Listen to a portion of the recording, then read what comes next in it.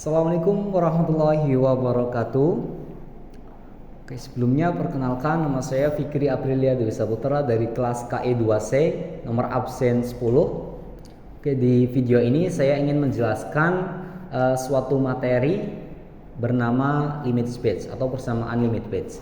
Sebelumnya, apa sih limit stage itu? Jadi, limit stage adalah suatu efisiensi maksimum teoritis dari sebuah turbin angin yang dikemukakan oleh seorang fisikawan dari Jerman bernama Albert Babbage pada tahun 1919, di mana beliau mengungkapkan bahwa efisiensi maksimum yang diciptakan atau yang dihasilkan oleh suatu turbin angin senilai 0,59 atau 59%. Di sini saya akan menjelaskan dari mana sih nilai 59 atau 59% atau 0,59 itu melalui persamaan limit stage. Skema gambar dari angin yang menabrak suatu turbin angin. Di sini di tengah ini adalah gambar dari turbin angin atau skema turbin angin, dan di sebelah kiri dari turbin ini V1. V1 ini adalah angin sebelum menabrak turbin angin, sementara V2 adalah angin sesudah menabrak atau sesudah melewati dari turbin angin.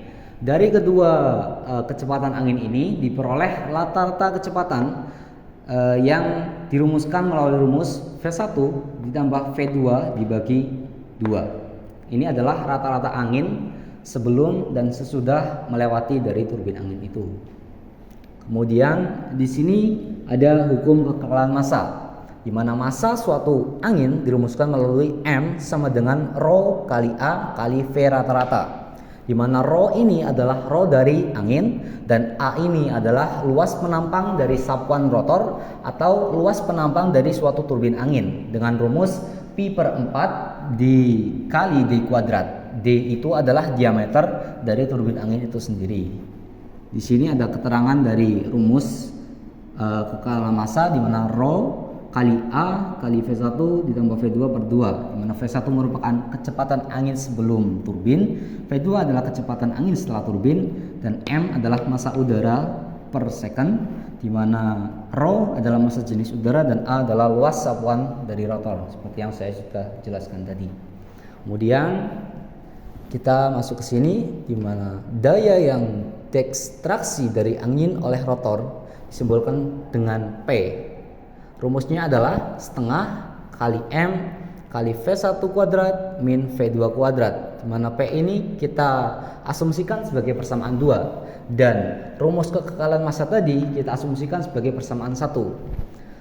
Kemudian kita bisa mensubstitusi persamaan 1 ke dalam persamaan 2 tadi, di mana M di persamaan 2 kita ganti dengan M dari persamaan 1, sehingga menghasilkan persamaan P sama dengan setengah dikali rho kali A kali V1 plus V2 per 2 dikali V1 kuadrat min V2 kuadrat, menghasilkan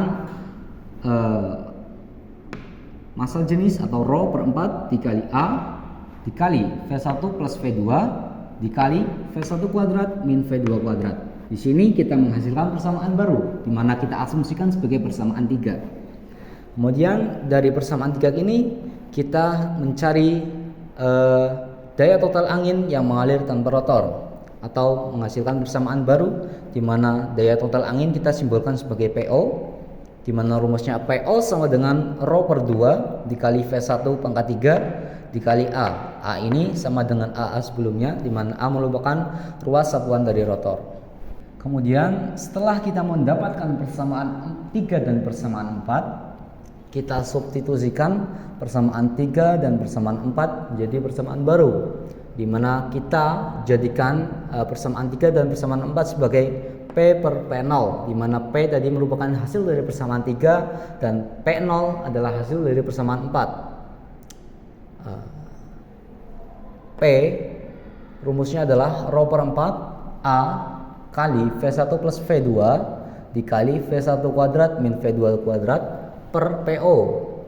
PO adalah rho per 2 dikali A dikali V1 pangkat 3, menghasilkan setengah dikali V1 plus V2 dikali V1 kuadrat min V2 kuadrat per V1 pangkat 3. sama dengan setengah dikali V1 pangkat 3 dikurang V1 dikali V2 kuadrat plus V1 kuadrat kali V2 min V2 pangkat 3 per V1 pangkat 3 menghasilkan setengah dikali 1 min V2 per V1 kuadrat dikali 1 plus V2 per V1.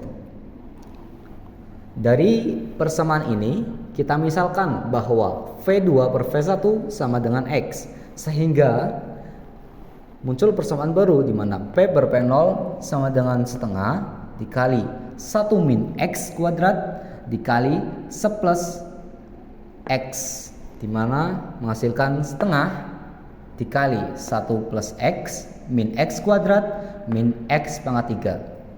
Di sini kita memperoleh persamaan baru, di mana persamaan ini kita asumsikan sebagai persamaan 5. Dari persamaan 5 kita menghasilkan turunan 1 plus X min X kuadrat min X pangkat 3 per dx sama dengan 0, menghasilkan 1 min 2X min 3X kuadrat sama dengan 0.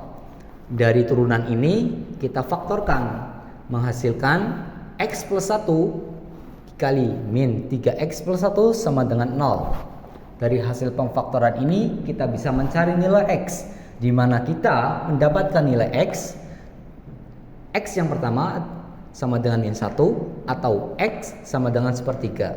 Min 1 ini kita dapatkan dari hasil pemfaktoran X plus 1, sehingga memperoleh nilai X sama dengan min 1, dan sepertiga ini kita dapatkan dari hasil pemfaktoran min 3X plus 1, hasilnya sepertiga.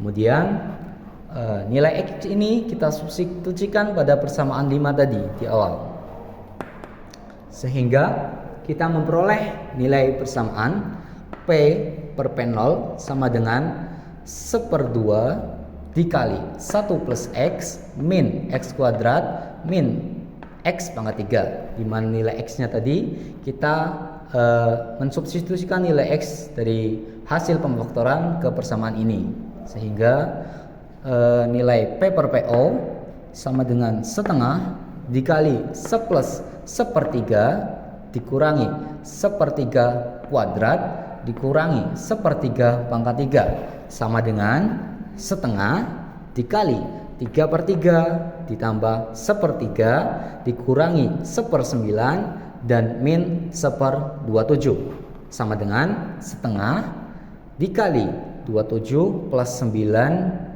min 3 min 1 per 27, hasilnya sama dengan 16/27, atau kita jadikan bilangan desimal menjadi 0,593, sehingga kita memperoleh nilai batch sebesar 59,3%. Jadi dari persamaan batch di awal, Albert Batch menentukan nilai 59 itu diperoleh dari penjelasan yang saya jelaskan tadi, mulai dari persamaan awal, persamaan 1 sampai persamaan 5, kemudian difaktorkan menghasilkan persamaan atau nilai 16/27 ini, sehingga menghasilkan kira-kira efisiensi teoritis dari sebuah turbin angin yang dikemukakan oleh Albert Batch pada tahun 1919 itu senilai 59,3%. Sekian video dari kami. Mohon maaf bila masih banyak kesalahan dan kekurangan, baik dalam pengucapan maupun dalam penjelasan materi yang kami sampaikan. Terima kasih. Assalamualaikum warahmatullahi wabarakatuh.